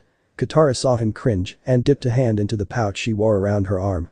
Almost before he knew it he felt the cool touch of water upon his neck, stinging yes, but soothing the worst of the pain. It had not the healing properties of proper medicine not yet, but he sensed she'd soon lean about her powerful talents. Till then, he'd just bear with the wound and let it heal. She really hurt you, didn't she? Katara soothed, running her still wet hand across the fresh scar, numbing it even further. Naruto bit back another sigh. Nothing I haven't endured before. Naruto. I think Suki might be right. She indicated a bale of hay and forced him to sit so she could tend the wound further. Your plan's rather reckless. Not you too. Naruto groaned childishly as she complied with her demand. Why is everyone so concerned about me? Have you all forgotten just how strong I am? It's not just me, Katara replied, running her hands over his neck. Everyone worries about you. The way you threw yourself into battle, it's almost like you're suicidal. The former shinobi ruthlessly bit back the urge to snap at her for the unperceived slight. Death was the last thing he wanted, but he daren't tell her that. There you go. All done. Skiing softly to himself, the last shinobi sat up, his treatment finished. Fine. He relented. Because you ask so nicely, I'll try to be more careful. Her smile was nothing short of dazzling. Oh, and by the way, she leaned closer, if you ever mention that bit about me wanting to marry you when I was little. Yes. This time, the smile was so cold it actually made him shiver. I'll bury you in a glacier. With that, she strode away. Naruto watched her go, shaking his head. Why did he always attract deadly women? Why? Why couldn't his life just be simple? Later that night, his life became even more complicated. Naruto had chosen to take the first watch, on the off chance that the guard from before wanted to exact his vengeance on Haru's shop. They'd be in for a nasty surprise, that they would. Still, it was a lonely duty, trying to stay awake, out here in the cold, all by himself. For a brief moment he imagined he was on his own again, with no friends or family to call his own. It made him shudder. Those thought of belling alone were no longer a passing fear, now it was a nightmare of sorts. He'd spent so much time in a group that the thought of leaving them behind actually hurt. That'll happen someday, he reminded himself, make no mistake. If this war didn't kill Katara and his newfound friends, then old age certainly would. The vile old one enemy even he couldn't defeat. Time. Everything had been so much easier when he'd only need worry about himself. No, it seemed everywhere they went, their little group grew a little larger. First with Suki on Kyoshi. Now in this desolate little village, Haru. Aang just might have found a way to start learning earthbending in him, even if the young bender decided to remain behind once they went on their way, which remained quite likely. Who knew what would come to pass next? Once, that would have sorrowed him. Now he refused to look to the future. He'd long since resolved to live in the moment since joining the Southern Water Tribe, trying to gaze ahead into his future would only bring upon him untold sorrow. His strange little family was only growing. That should make him happy. Right, he pinched his whiskered cheeks, happy. His thoughts were broken by the crack of a broken branch somewhere behind him, alert. He rounded with a hiss and stepped toward the darkness, Rinnegan flaring. Who goes there? Relax. A familiar voice soothed. It's me. Suki. Naruto relaxed a touch, baffled to find none other than Suki emerging from the black at his flank. Don't do that. I could have killed you. She looked fearsome in her armor, but somehow the lack of makeup made her appear almost fragile, he thought. Sorry, the Kyoshi warrior smiled softly, at least she had the good grace to look sheepish. I couldn't sleep. You too, huh? The brunette nodded in affirmation, coming to stand beside him. I thought I'd come to relieve you. Naruto shook his head. Not tired. The words lapsed into awkward silence. Neither dared glance at one another, painfully aware of the argument they'd had mere hours before. At last, Naruto couldn't take it anymore. He'd been so caught up in his plan for prankdom that he'd failed to notice the lone voice of dissent in the group. Was it right for him to just dismiss her out of turn like that? Of course not. He needed to pause and consider the other's thoughts, not throw himself headlong into battle and cause chaos without a care. He opened his mouth to speak, and so too did she. I'm sorry. They apologized in the same instant. There was a brief moment of hesitation, then the two teens laughed, the tension bursting forth from them in a single guffaw. Just like that it was over, the rift between them was closed. It was wrong of me to call you foolish. Suki admitted. And it was wrong of me to be so reckless. Naruto replied. So I guess we're good, then. That's so. Darn, she swore, her pale face flushing beneath the moonlight. I feel like a complete idiot. At his questing look, she continued. Here I had this grand speech prepared and then you forgive me, just like that. What am I supposed to do now? You could always stay and watch the stars with me. Naruto drawled, gazing upward at the thousands of tiny pinpricks above, the raiment of heaven hanging over their heads. I was keeping watch for that firebender from before, but I think he's given up for the day. He sat and patted the spot beside him, quietly wondering whether or not she would accept the unspoken invitation. I'd like that. Naruto felt his heart skip a beat as the young warrior accepted his offer, sitting down and scooting dangerously close to him. When her hand came to rest atop his, he nearly jumped out of his skin. But Suki was flushing just as much as he, so he bore with it. That's the star of Kyoshi. She indicated a particularly bright pinprick of light with her finger. You can see it from almost anywhere in the world. Naruto whistled. I had no idea you were well versed in astrology. It's nice, isn't it? She murmured, laying her head on his shoulder, still peering up at the stars. I could just stare at them all night. Naruto made no move to pull away. If Suki was interested in him, then so be it. He was beginning to understand now, see the futility of it all. Nothing he said to her would change her mind short of outright violence, and right now he just didn't have the heart to push her away. A sudden pang of guilt stabbed at his heart as they stood there beneath the stars. This girl trusted him, looked out for him, wanted the best for his sake, and here he was all but lying to a fellow member of Team Avatar, someone whom he just might be developing feelings for. Sasuke, here's something I need to tell you. Yes. I'm not the Avatar. He blurted out. There was another silence, this one charged with awkward tension. Sasuke pulled away from Naruto, her auburn eyes boring deep into his own. When she finally spoke, her voice was the barest of whispers. I know. You knew. Naruto's jaw nearly hit the ground. What? When? For a few weeks now. She admitted, suddenly sheepish. I realized around the time when we left Kyoshi, it was always Aang who kept focusing on saving the world. Not you. When I saw the marking and his bending, it kinda became obvious. When I asked Sokka and Katara, they fessed up that it was their idea. At the blonde's pensive expression, she offered up a slight smile. I'm not angry, you know. I understand why you lied to me back then. You might not be the Avatar everyone was looking for, but you were just doing what you felt right, I suppose. Well, that's just it. A wry smile pulled at his lips, it felt good to open up, especially to her. I suppose you could say I am an Avatar, but not like Aang. My abilities don't focus primarily on the elements, but other areas of that aspect. They make me almost invincible, but I can still be injured. Here he touched hand to his scar. Still be killed. That was why I spoke out earlier. When those words came, they nearly floored him, but it was nothing compared to what came next. We still need you. I need you. She said the last part in a very tiny voice. Were an ordinary man present, he wouldn't have heard it. But Naruto was no ordinary man. He heard every word. Why? The warrior blinked slowly. Why what? Why would you need someone like me? Because you're you. Sasuke replied. Even with all your imperfection. You might be stubborn, headstrong, reckless. Naruto coughed. Ahem, sitting right here. Oh, sorry. Sasuke flushed. Anyway. You inspired me. She continued, her voice gaining force with each word. Until the day we met, I thought Kyoshi was all that mattered. There was nothing else. No one else. I didn't care about the Fire Nation or about the war, heck, I'd been convinced the Avatar didn't exist until you and Aang showed up. But you proved me wrong. I decided to leave Kyoshi because of you. It doesn't matter whether you're the Avatar or not. You still showed me I have much to learn, reminded me that there's an entire world out there for me to see. A world that will be destroyed by the Fire Nation if something isn't done. Her words were so impassioned by the time she finished, Naruto was literally left in awe. I'm glad I could inspire you. Suo, back on Kyoshi. What you saw were shinobi skills, Sasuke. I gained them a lifetime ago. Darn. She pouted. And here I was hoping you could teach me. A slight smile played on her pale features. It might not be real bending, but I'd love to learn. Naruto actually blinked at that. He'd never once considered taking on a student in this land. He was the last of a great people and would likely still reincarnate time and time again. But to restart the shinobi people as a whole, why hadn't he thought of this sooner? Was this what he was meant to do? Recreate his people? He wasn't sure. I suppose I could try. Really? I don't see why not. Naruto shrugged. But I should warn you. I'm a strict teacher. His words died away as her lips touched his cheek for the second time since they'd met. Blah. I look forward to learning from you then, Sifu Naruto. She rose and performed a deep bow. And I'll see you later. Good night. What was it that drew strong, deadly girls to him? Katara hadn't struck him as dangerous until this evening, her threat about burying him had been quite real. Sasuke was a warrior herself, now aspiring to be a shinobi in a world of benders and non-benders.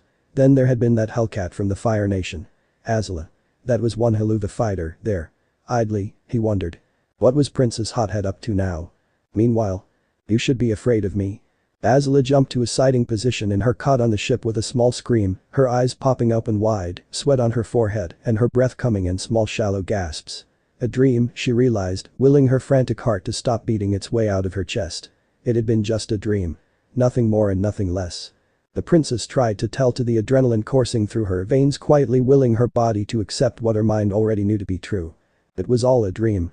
She told herself that repeatedly as she tried to settle back down on the cot. It was all a dream. She tried to stare at the still-lit candles of her cabin until she fell asleep, but they cast shadows and played havoc with her mind. She was literally jumping at the sight of them. Closing her eyes didn't help either, she was terrified he would come for her in the dark. Terrified, and yet strangely excited. The longer she lay there, the more that excitement began to exert itself, the thrill of facing a strong opponent warring with the terror of being made a helpless little girl before him. Just a dream, she reminded herself. Just a dream, just a dream, just a dream. But if it was a dream, why did it hurt? Sleep-gummed eyes creaked open once more and surveyed her cabin, barely able to comprehend her dimming surroundings. Wait a minute. She bolted upright again, memories blazing through her mind like an inferno of otherworldly fire. The Avatar. He'd killed her. Hadn't he? She clearly recalled tasting blood in her mouth, feeling her spirit depart her body. And yet here she was, as though she'd woken up from a horrible dream. But it was no dream. It had been real. All too real. Why am I not dead? She thought, checking herself for injuries. Thankfully, she found some. Thankfully because it meant she wasn't losing her mind. That twinge in her right side bespoke of a recently healed broken rib, and the dull pulse of her ankle warned that her left ankle was still very much sprained. Her cheek was horribly sore, there would be a bruise tomorrow morning if she was lucky, swelling if she wasn't. Apparently only the most life-threatening injuries had been tended to. Her wounds were still healing, but they looked as though they'd been tended to. Recently. Perhaps only a few days ago. She knew none of her men were capable in the healing arts, most of them barely knew how to try and bandage their own. That left the Avatar. Naruto. He must have done this. But why? Why kill her and bring her back? It was well known that the Avatar had power over the spirit world, but she hadn't thought that a being like that could bring the dead back. Bring her back. Try as she might, just couldn't muster up the rage she needed to hate him. Terror at what he'd done to her, yes, and excitement at the prospect of fighting him again, but anger. No. It simply wouldn't come. What has he done to me? She touched a hand to her head, the room still swimming in the candlelight. Why, she whispered to herself, tucking her knees into her chest. Why did you do that, you fool? Her last words were little more than a soft, lonely whisper. Why did you heal me? The next morning. They took Haru's mother. Naruto bolted upright, lurching out of his sleeping bag as Sokka's cry filled the barn. Rather, he tried. Something warm and soft, though no necessarily heavy, pushed him back down. It took him less than an instant to recognize that familiar bob of brown hair in his peripherals. Suki. Somehow, she'd crawled into his sleeping bag overnight. How on earth? Never mind. He was a shinobi, for the love of those gods. Honestly, after that kiss last night, he should have expected something like this. Kakashi-sensei's words rang in his mind from ages past. Look underneath the underneath. Thankfully no one noticed in the chaos, everyone was too busy darting outside to investigate the burns outside. Haru in particular. Naruto was suddenly and intensely grateful that he'd hidden the boy further back in the barn rather than risk him being discovered. But now was not the time for such things. In that time it took for everyone to scramble out, Naruto managed to jostle Suki awake, and after a bit of flushing on both of their parts, they were able to squirm free without anyone being the wiser. We speak of this to no one. Suki nodded fervently. Agreed. They emerged to find the shop scorched beyond all recognition, the ground blackened and twisted for at least a mile around. Talk about your scorched earth responses. Evidently, the firebenders hadn't taken too kindly to Naruto's little prank. Haru was visibly trembling with anger, tiny pebbles stirring at his feet, whilst he struggled to control his anger, prevent himself from erupting into a terrifying display of earthbending prowess. But the leash on his bending was thin, and the poor boy looked as though he might snap at any instant if someone didn't say something. Haru. Naruto barked. Front and center. The boy went stiff as a rod. Yes, Avatar Naruto. Naruto silently resolved to tell the boy the truth later. But for now, he needed to take command, or the poor kid was going to kill someone. We're getting your mother back. In fact, we'll be bringing all the earthbenders back, he declared. Right here. Right now. But the plan is about to be improvised. Naruto replied sternly, beckoning them closer. Come here. All of you. I'll have to henge the lot of you for this to work. Wow. Aang glanced down at his illusory body in utter awe, barely able to believe what his fellow Avatar had done to the six of them. They all looked like firebenders. Right down to the armor. Haru and Suki remained stoically silent, the latter deciding not to wonder just how Naruto had Sokka, and Katara appeared to be visibly chafing at their new albeit temporary appearance. Appa and Momo had been left behind in the barn, changing their appearance wouldn't do anything but hinder the group, and no one would believe a firebender with a sky bison. It won't last. A slightly winded Naruto explained. I can only maintain those forms for an hour or so. Guess we'll have to make this quick. And to think, I was so looking forward to using the rotten eggs and glue I'd sealed away. Ah well. I can always make it better. Drawing himself up, he transformed into Azula, assuming the role with an eerie level of grace. Now remember, he began, you'll need follow my lead. No talking. No showboating. You're supposed to be my elite guard for this little venture. Nothing more. Do not speak unless spoken to. Once we get aboard, get out of sight and drop the transformations. The rest is up to you. With the plan in place, he led them to the nearest garrison, kicked down the door, and barged in. You there, soldier? The Fire Nation lieutenant had just opened his mouth to reply, only for his jaw to slam into the ground once he laid eyes upon Azula striding toward him. Princess Azula. I take it you know who I am? Yes, laddie. He swiftly fell to a knee in genuflection. Your father did not inform us of your arrival. We weren't expecting you. Had you sent word, I would have prepared a proper welcome. No need. Naruto silenced him with a wave. I am here of my own accord. Now, what is your name? Lieutenant Shu, my lady. The man barely stammered out. If I may ask, to what do we owe the honor? Consider this a surprise inspection, Lieutenant Shu.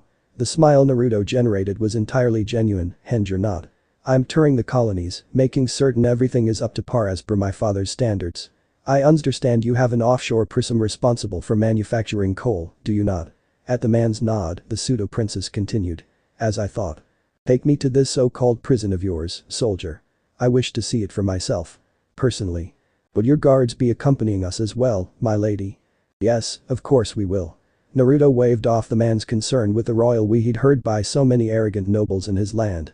Another touch of genjutsu was all it took to bend the man's mind to his will, to prevent him from questioning the strange behavior of these so-called guards. Of course, princess. I now know why I enjoy breaking in and out of prisons. It isn't the food. Nor the guards. And it certainly isn't the people. Not the slate gray walls or the lumpy beds either. It is something far more base than that, a vile little word that I have come to love. Pranking. Barring that, there is one other word. That word would best be described as. Right. Naruto as Azula was laughing his head off as he flung fireballs at the hapless Fire Nation guards. Aang's trick had worked flawlessly, summoning up coal from the vents. A few impassioned words from Katara toward the earthbenders, and that was their cue for Azula to lose her pretty little head and join the resistance. Their transformations dropped away in hiding, Katara and the others were thus free to leap into action and wreak all manner of havoc upon the warden and his men in spectacular fashion. In short, all bloody hell broke loose. I do so love it when a plan comes together. For the next hour, the entire Fire Nation prison experienced pure hell. But that was not Naruto's intention. No, this had been done for one reason and one reason only. Impersonating a Fire Nation princess was certainly a pricey little move, but making everyone think said princess was on the side of the enemy was utterly priceless. In short, Azula's feared reputation of being the Fire Nation's best was brought crumbling down around her unknowing ears in a matter of minutes. Now, when the Fire Nation spoke of their beloved princess, they would speak of only one thing. Azula had gone mad. Banished Azula could barely believe her ears when she received word by messenger hawk 2 days later. Me. By father, what do you mean? What did I do? When the bird simply sat there, she turned it into all but a roast chicken and demanded her cook serve it up for dinner. No, she whispered fervently, suffering a mental and comical breakdown. I can't be banished. Not me. I'm not like Zuzu, I'm father's favorite. There's no way I could be banished. There's just no way. Somewhere miles away. Uzumaki Naruto was laughing his ass off. So this part ends here. Alright, that's it for today's video guys. Let me know in the comments section how was the story, and also don't forget to like, share and subscribe. I will meet you in another video. Bye bye.